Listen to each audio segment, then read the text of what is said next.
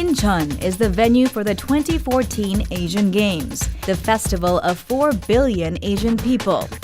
What is the economic status of Incheon that settled as the hub of Northeast Asia? As a country holding the chairmanship, Korea will host the ITU Plenipotentiary Conference 2014 a month later in Busan. How will the latest meeting affect the global ICT industry? Navigation systems implemented on vehicle windows. What are the core principles of heads-up display technology actively used in real life? Eel farms are managed by a smartphone. The smart fish farm system that remotely controls the fish farm environment, including water temperature.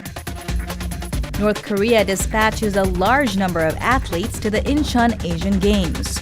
What sporting events are North Korea strong in, and what sports are popular in the communist country? Hello, I'm Andrew Salmon and welcome to Bizline. Now today the 17th Asian Games kick off, which means the eyes and ears of the world will be focused on its host city, Incheon. If we visit Incheon and look beyond the Games, we'll discover that the city with its impressive port and airport is no longer simply the gateway to Korea. It's increasingly an important regional hub for commerce, logistics, even leisure and tourism. So let's take a closer look at Incheon and examine its regional and global aspirations.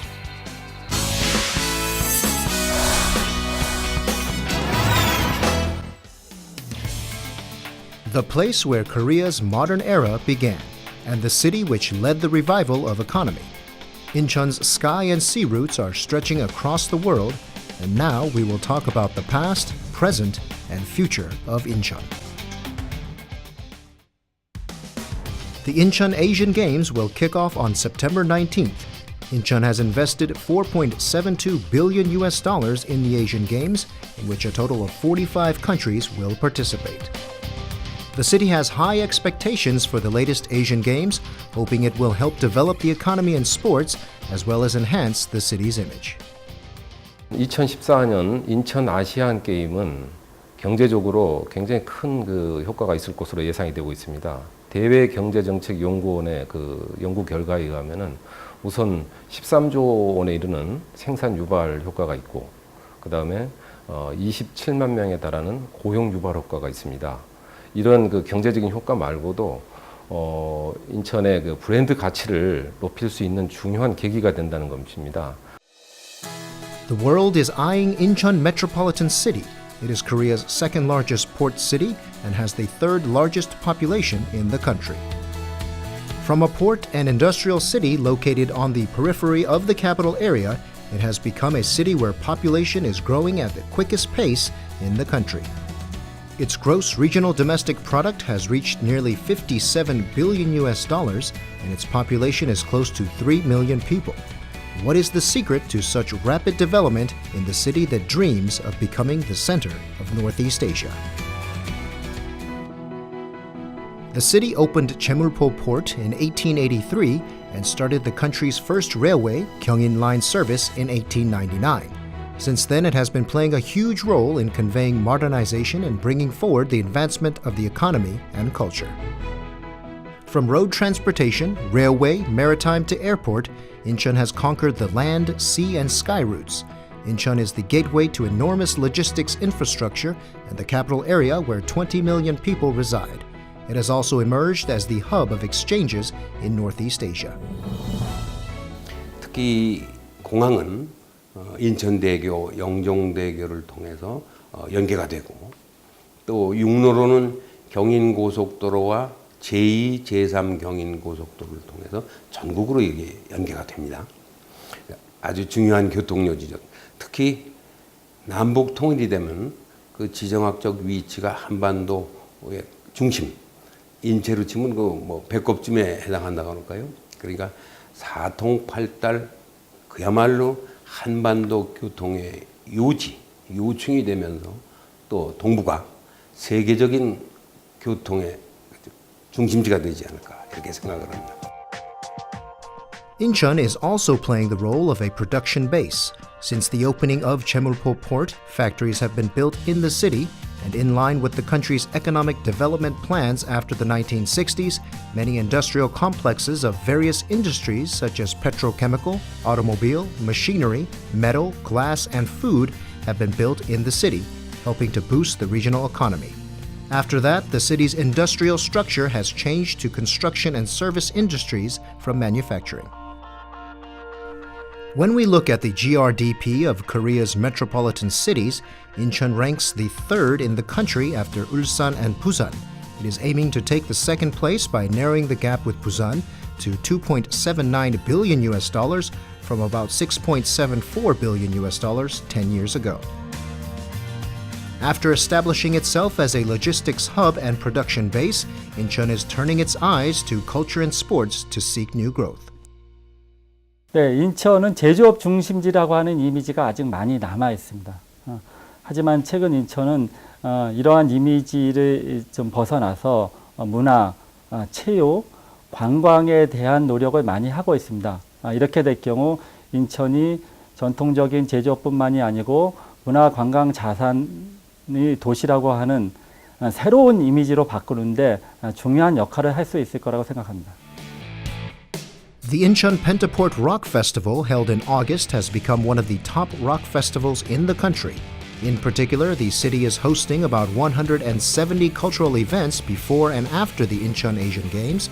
Through a combination of sports and culture, the city is encouraging citizens to participate in the events to promote the city's culture.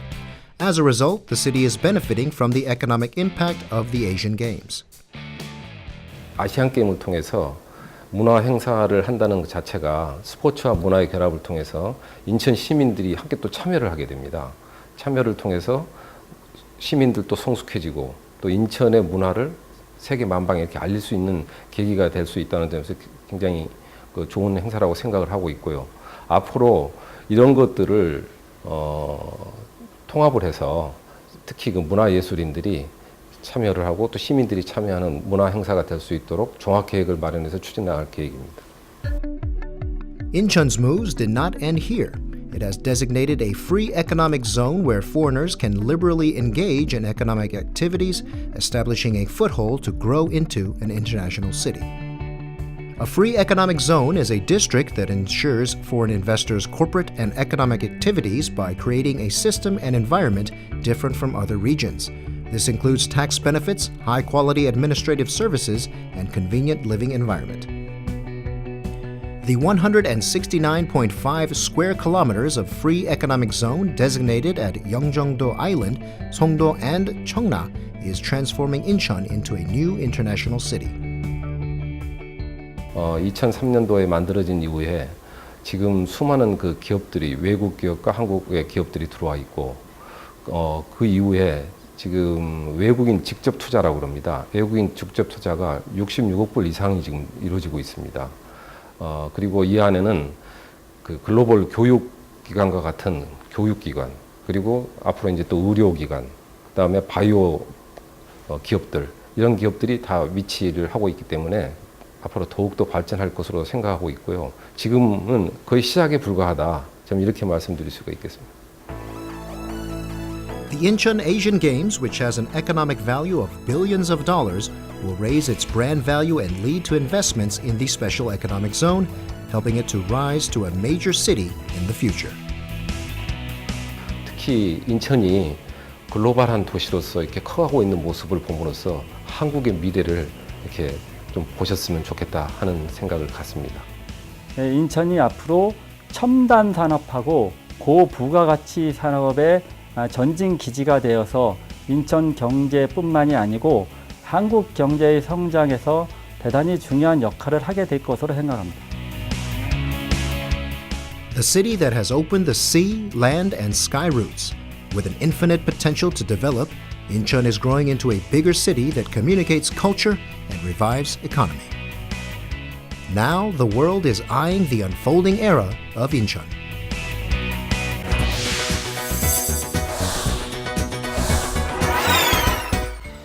The International Telecommunications Union's Plenipotentiary Conference will be taking place, kicking off for a 3-week run in Busan from 20th of October. And delegates from 193 nations are expected to attend this, the so-called Olympics of ICT, or Information and Communications Technologies. So, what will be the key agenda items? What outcomes might be expected? And what impact might these outcomes have on the ICT sector, both locally and globally? These are some of the questions we have for our guest today, and he is the right man in the hot seat because he is the chairman designate of the upcoming conference. Assistant Minister Min Won-gi, welcome to Bizline. Thank you for the invitation. Don't mention it, and we understand how busy you are, so thank you. Now, let's just kick off by, could you tell us what actually is the ITU? What does it do? Yeah, ITU stands for International Telecommunications Union. This organization is a specialized UN agency which was founded in 1865, so almost 150 years ago. It predated the UN? Yes, right, okay. Actually that's the case. It's older than its mother organization. Gotcha. And there are three main functions of this organization. The first function is allocation of spectrums and satellite orbits, which actually enables us to use these mobile phones and making all kinds of mobile connections throughout the world. So that's the allocation of the frequencies? Yes. Gotcha. Okay. Yes. That actually coordinates our telecommunication calls with foreign countries. Gotcha. Okay. Yeah. And second function is enacting technical standards, which ensures seamless communications between different equipments and between different networks. Okay. Without standards, you cannot send US signal to foreign countries. You can't talk to each other, yes. right? So ITU is responsible for setting up those kind of standards. And the third, but this is the last function, but the last least important function of this organization is building capacity for developing countries. Developing countries do not have a capacity to build its national networks and build ICT industry. So this institution, ITU, supports developing countries to build ICT capacity to deal with these technological issues and to implement that ICT policies. Gotcha. So that's a very UN-type function. Yes, Now, it is. Let's talk about the upcoming Plenipotentiary Conference. Now, this has been described as the Olympics of ICT, Information and Communications Technologies. But of course, the Olympics has events. You have agenda items. What are some of the standout agenda issues which will be discussed? It is often called as ICT Olympics. The reason is this event is held every 4 years, like Olympic Games. Okay. And in this upcoming 19th Plenipotentiary Conference, we will address important issues such as internet-related public policy issues, cybersecurity, and gender mainstreaming in the ICT sector. Gender mainstreaming? So supporting women to make easier access to ICT. When you look at the current ICT industry, the use of ICT between genders, the male are using more ICT resources and technologies than women. That surprises me. Living here in Korea, one doesn't really see that divide, I guess, but internationally maybe? Yeah. When you look at the statistics, male are dominant user of ICT technologies than female. So this gender mainstreaming is one of the important topics of the ITU. And another issue is management of the climate change and disaster management, those kind of things. Via ICT? Via ICT. So ICT can actually help to reduce the emission of carbon dioxide of other industries. And ICT itself actually emit some carbon dioxide. Sure. So it can work for itself to reduce the level of the emission of carbon dioxide. And at the same time, nowadays we are watching these natural disasters which are happening all the day. And we can use ICT technologies to deal more effectively with this kind of natural disasters. So we will discuss how we can use ICT technologies to deal with these natural disasters. And recently there were disaster accidents on aircraft. So MH370 accident. Still a mystery. Yeah, right. actually that gave us a lesson that we need more comprehensive monitoring system Monitoring, on aircraft. oversight for... Yes. Yeah, okay. So we will discuss that issue too in the upcoming ITU Plenipotentiary Conference. Okay. So you've got a pretty broad palette of issues to Yes. discuss. Now, of course, it's being held here in Korea. Any special significance for the location? Actually, for us, this has very special meaning because this is 19th Plenipotentiary Conference, but Asia Pacific region held only once previously in Yeah. this important event. That was 1994 in Kyoto, Japan. Okay. So Korea hosts this event as a kind of second country in the region. Gotcha. And it actually represents the status of Korea in the ICT sector. Korea has been doing quite well in the ICT market. And Well, that's an understatement, arguably. Yeah. many people Yeah. are using these Korean gadgets. Sure, sure. And Korea is one of the most advanced country in terms of the use of broadband Yeah. and broadband applications. Particularly the infrastructure. Yes. World class. So I think this is the kind of right time for Korea to host this event and to share Korea's experience with other member states, 193 member states. Korea used to be one of the poorest country in the world, but by using this ICT technology, Korea made actual leapfrogging. Yeah. Yeah. So this kind of lesson can be shared by many member states, and we hope that our neighboring countries can come here and get the kind of ideas, what kind of thing they can do for their national economic development. Okay. I understand that Korea has made certain proposals for the upcoming conference. What do these proposals relate to? What are these proposals? Actually, Korea already submitted its proposals. One is we submitted two proposals. One is Internet of Things. That's quite popular theme nowadays. Yeah. And the other one is convergence, ICT convergence and its applications. What would you say are the critical tasks or task at this year's conference? In the beginning, Yeah. I said that this organization is 149th years old. Right. So this is a very old organization. Yeah. At the same time, it has done marvelous work for last 149 years. And 2015, this organization will celebrate its 150th anniversary. At the same time, year 2015 has very special meaning because this is a target year of Millennium Development Goal of United Nations. Okay. So I think this plenipotentiary conference will pave the road for the ITU. What kind of things this organization can do for next 150 years, not just for the ICT sector, but for the whole global community. Because UN is now working on setting up the new agenda, post-2015 agenda, sustainable development goal. So I think this plenipotentiary conference is a kind of platform for the ITU to set up its role and what kind of thing it can contribute to set up the next millennium goal, I should say next goal for the whole global community, and its own objectives for another 150 years. Got you. And I'm assuming that at the end of this conference there will be some kind of outcome statement or a Busan declaration. Is that correct? There'll be a sum up.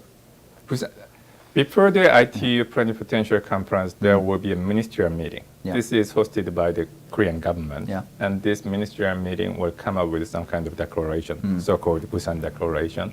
And that would be actually connected with ITU's Connect to 2020 vision. So there will be some kind of the declaration announced at the end of the conference. Gotcha. Yeah. Okay.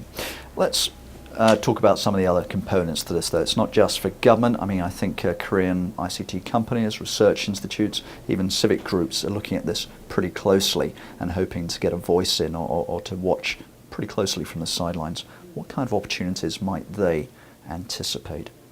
I think this is a great opportunity for the whole Korean community to welcome international colleagues and give them a chance to look at the development we have made in the field of ICT At the same time, for our small and medium-sized enterprises which do not have a capacity to go abroad and to show their services and products to foreign governments and foreign buyers, this is a great opportunity for them to show their product and services. Will there be some kind of exhibition on the sidelines? Yes, we will. We'll have this global exhibition. So this is a great opportunity not just for the Korean companies, but also for the global companies which will come to the exhibition and exhibit their new services and products.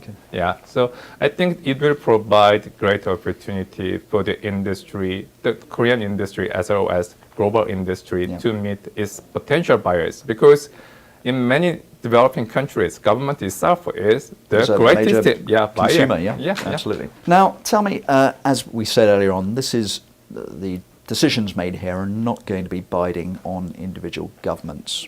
I understand that correctly. So what kind of impact will the outcomes of this conference actually have on the global ICT sector? The most important role of this ICT Plenipotentiary Conference is set the direction for the next 4 years in the area of policy, ICT policy. So government will use the resolutions decided by this Plenipotentiary Conference as a guidance to build their national policies. When they see that their national policies are in line with the resolutions made by the ITU, then they can strengthen those policies. If countries feel that they lack some policies which would be decided by this ITU Plenipotentiary Conference, then using that resolution, they could build new policies which support those kind of decisions made by the ITU Plenipotentiary Conference. How many hours sleep are you getting these days? Normally 3 to 4 hours because of time difference between Western countries and my country and a lot of conference calls. I'm sure. Yeah. Well, good luck with that. It's been tremendous having you on the show. Thanks for telling us what's going to be coming, because I think the eyes of much of the world will be on Busan during the conference. Assistant Minister, thank you for being on Bizline. Thank you. Thank you. All good stuff.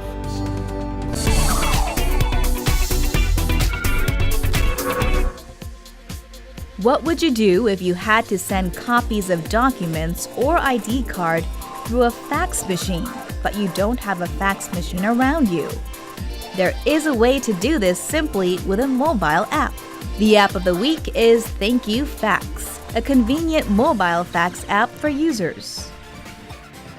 After running the app and inserting your email address, your own personal fax number will be automatically generated. You can easily send a fax by importing documents or photos stored in your smartphone. On the other end, you can also receive documents. If you give your personal fax number to the sender, you can get the document through email. You can use the app for free, as you can save points by participating in advertisement or inviting friends. You no longer have to panic when you have to urgently send or receive fax outside.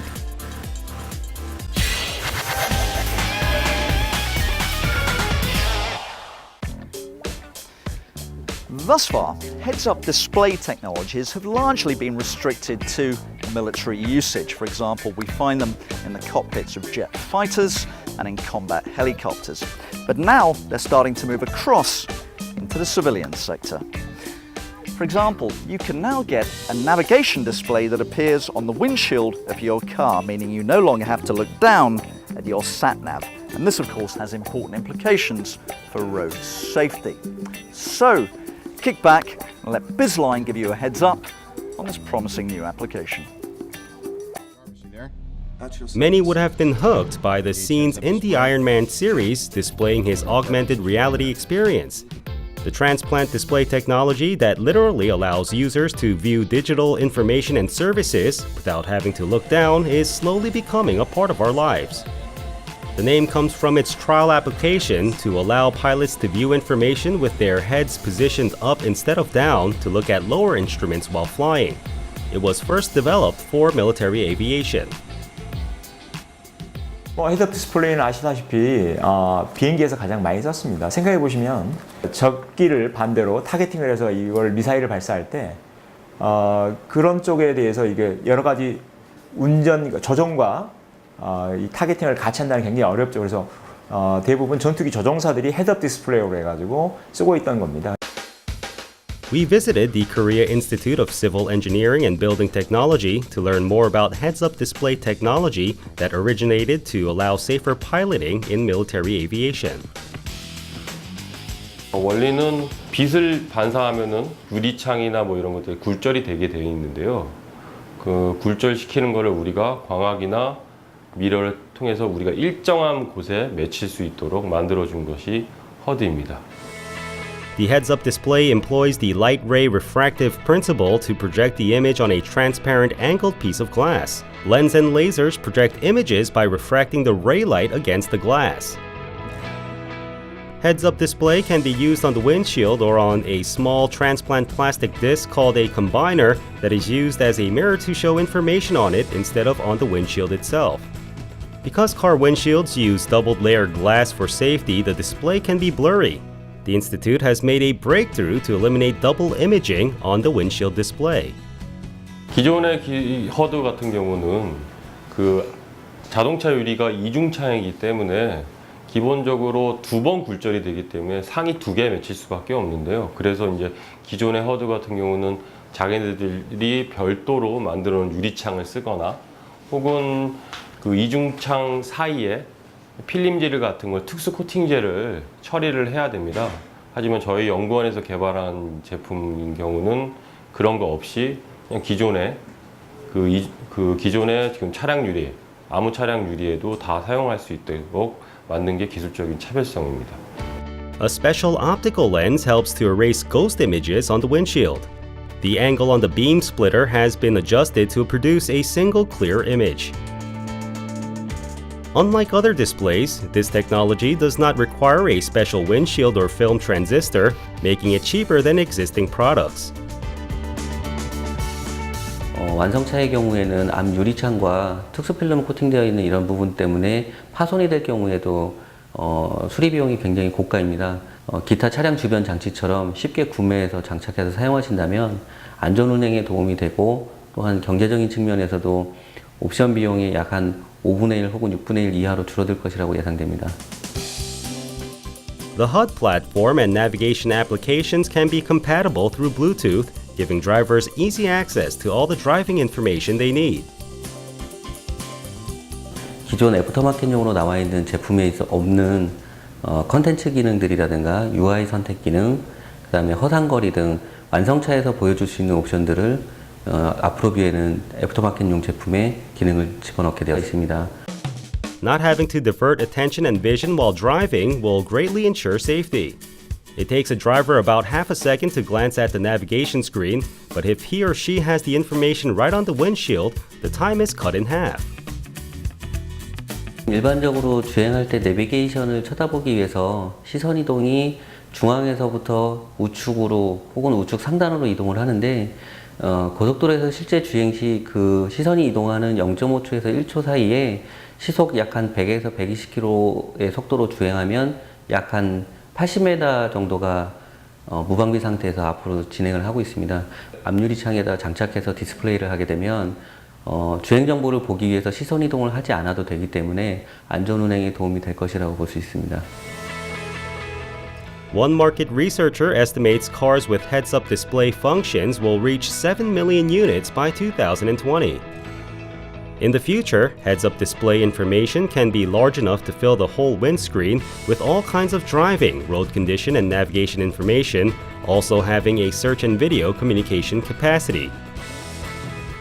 이 헤드업 디스플레이가 다양하게 적용이 가능할 것 같습니다. 의료 쪽에도 쓰일 수 있을 것 같고요. 또는 국방용으로도 굳이 앉아서 운전자와 포 사격을 하는 사람이 별도에 있는 게 아니라 앉아서 가능할 수도 있는 세상, 또는 의료계 쪽에서도 여러 가지 수술을 하면서도 굳이 보통 보면은 지금 이제 그 모니터를 보면서 수술을 하는데 이게 가능하다면 바로 앞에 자기 유리 앞에서 그걸 수술을 하면서 볼 수 있는 현상도 가능할 것 같고요. 증강 현실 속에서 자기가 무엇을 할 수 있는 걸 지도를 받으면서 이게 가능하지 않은 그런 세상이 가능하지 않을까라고 저희들은 내다보고 있습니다. Heads-up display could drastically lower the number of car accidents because many occur when drivers' attention is diverted away from the road. With the pace in research and development, the innovative technology that formerly had been used in cockpits of multi-billion-dollar jet fighters are now making their way into family cars and are expected to bring about revolutionary changes in our future lifestyle.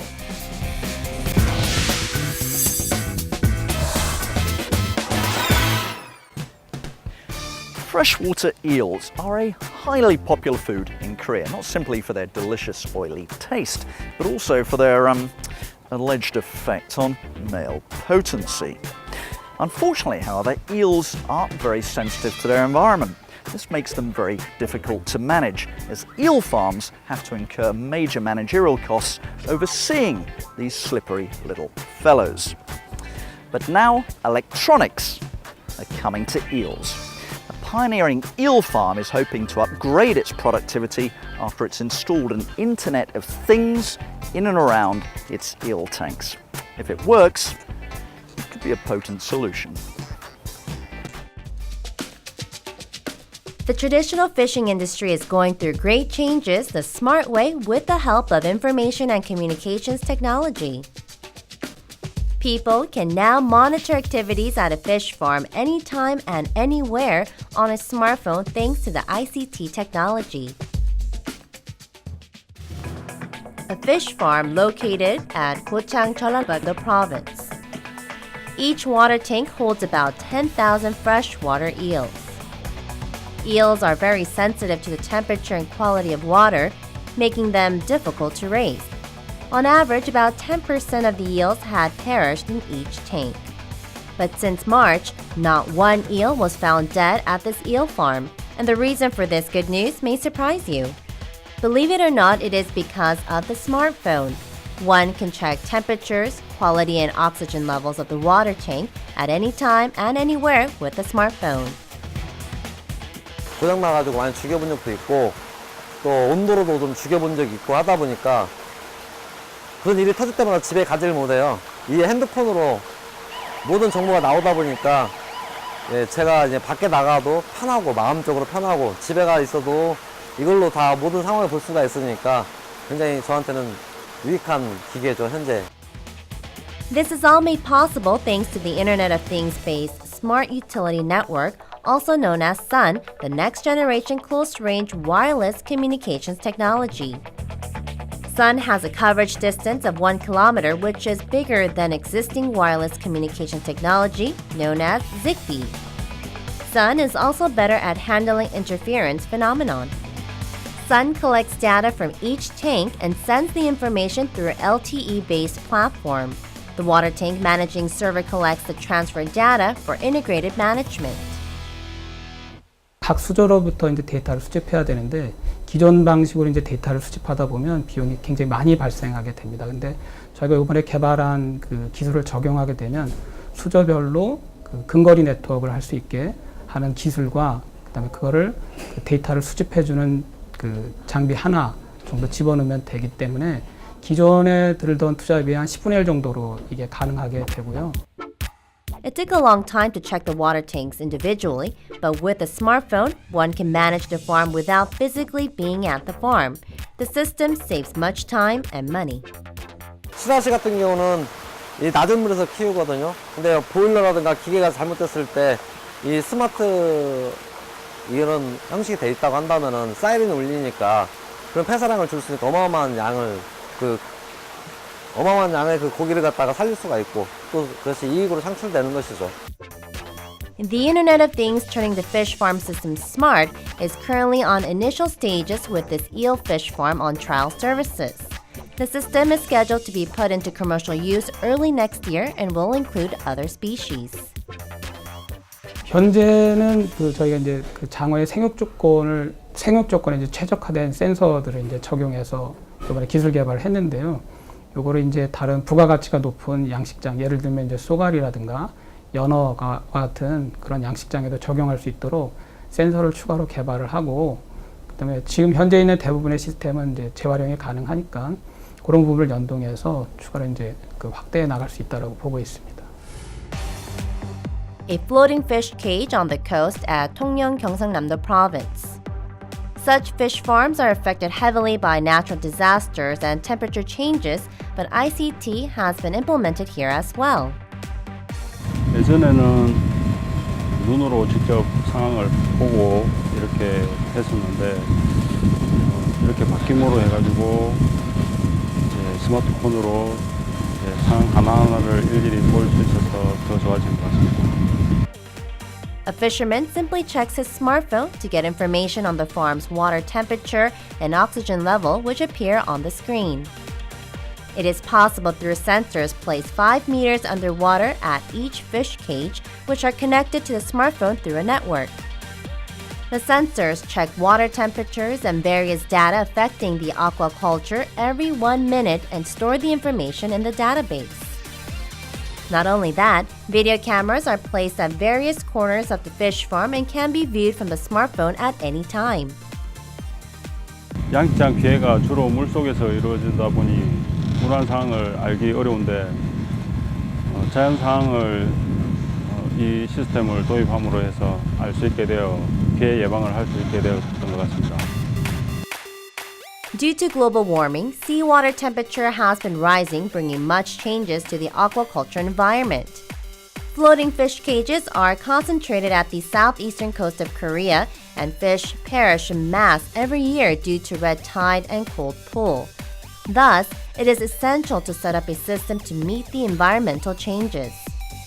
Since 2012, the city of Tongyeong implemented an integrated management system based on ubiquitous IT at 13 floating fish cage aquaculture.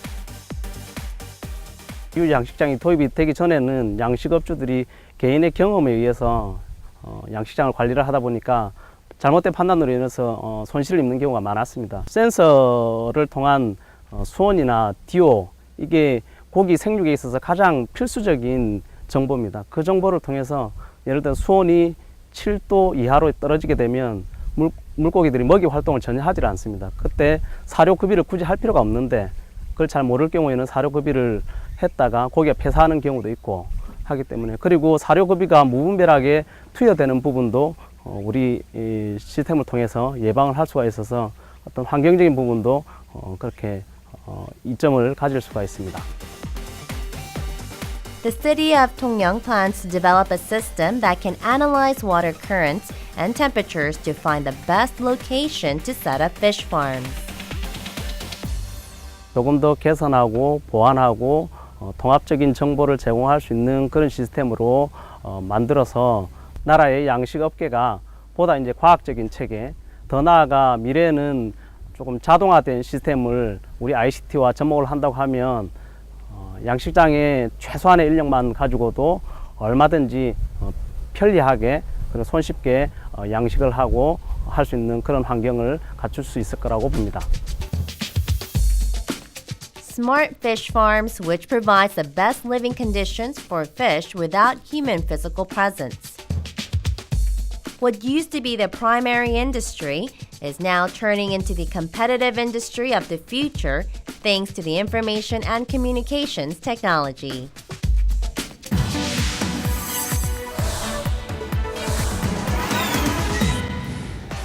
North Korea is attending the Asian Games with a major delegation in Incheon.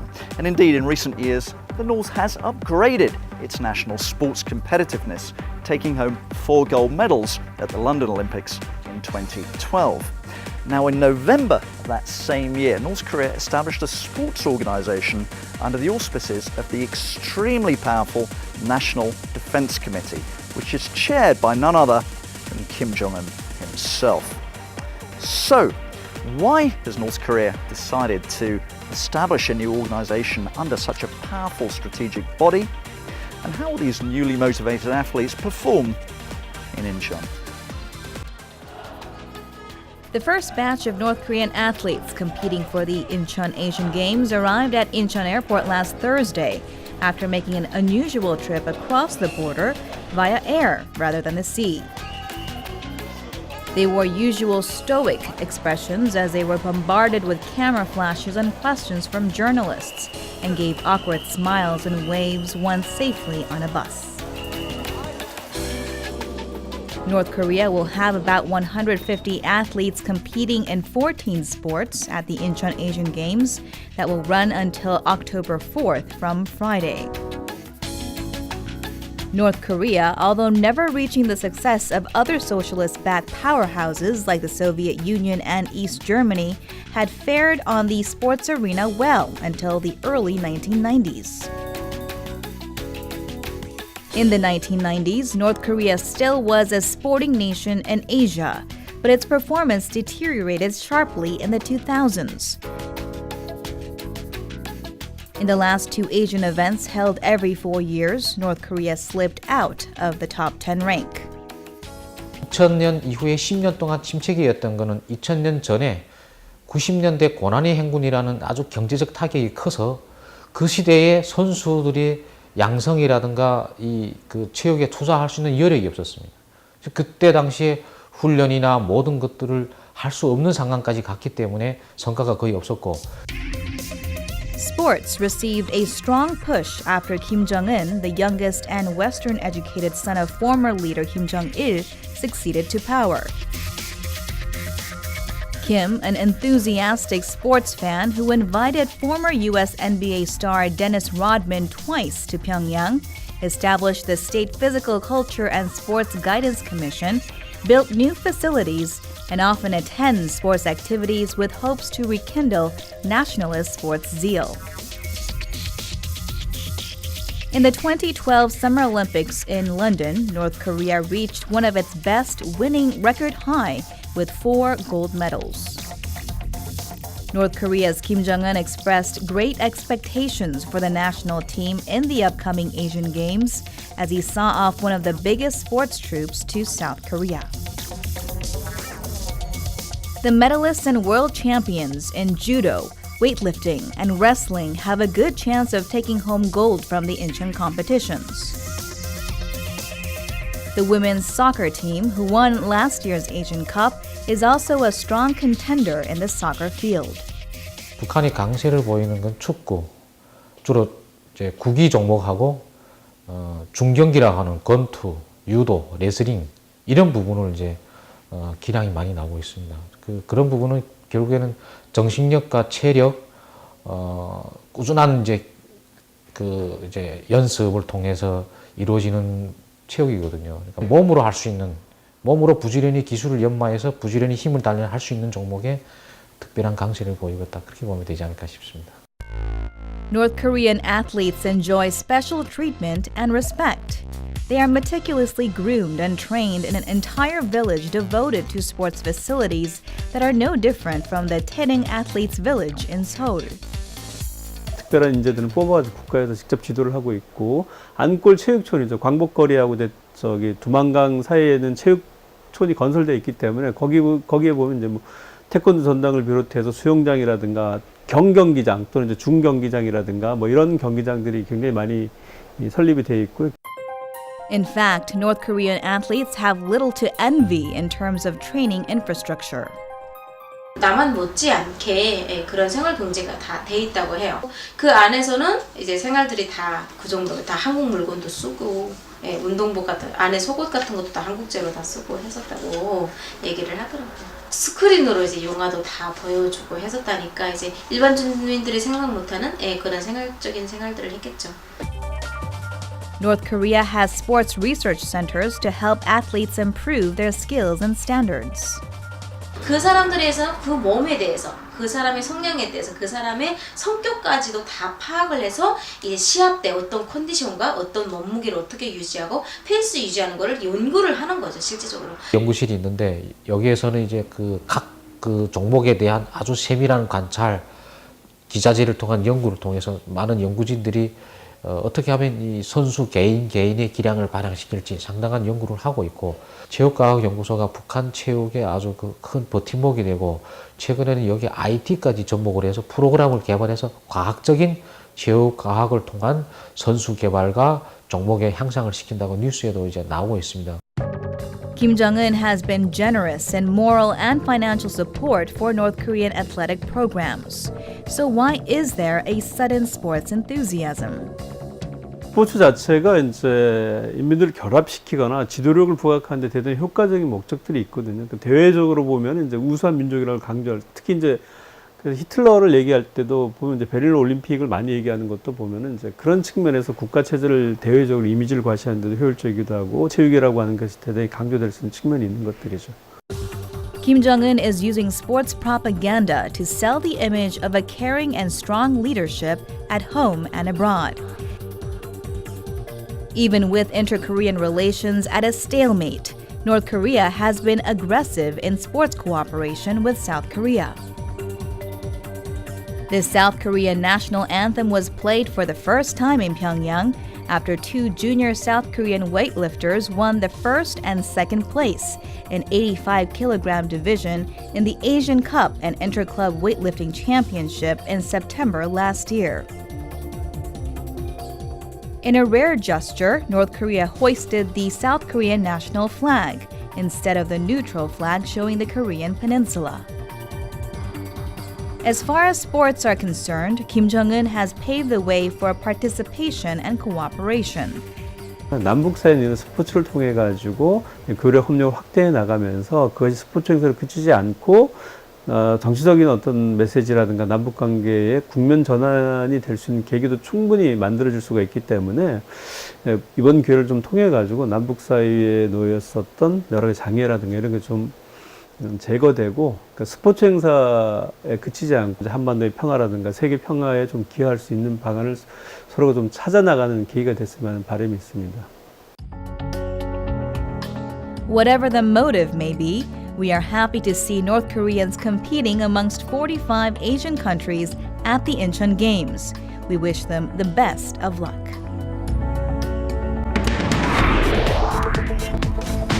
And that's all we have time for on Bizline this week. But do join us again next week, because Koreans are renowned worldwide for their fervour through international education. In fact, in 2012, the only two countries which exceeded Korea in the number of students they sent overseas to study were India and China, countries with far, far bigger populations. Now, the Global Education Fair, which is held in Korea twice a year, takes place next week and obviously provides a massive opportunity for educational institutes and related companies to seize a piece of this highly lucrative market. Bizline will be visiting the fair and trying to find out why so many Koreans feel the need to study overseas. So that's next week, but that's all for now. I'm Andrew Salmon. This was Bizline. Thank you for watching. Goodbye.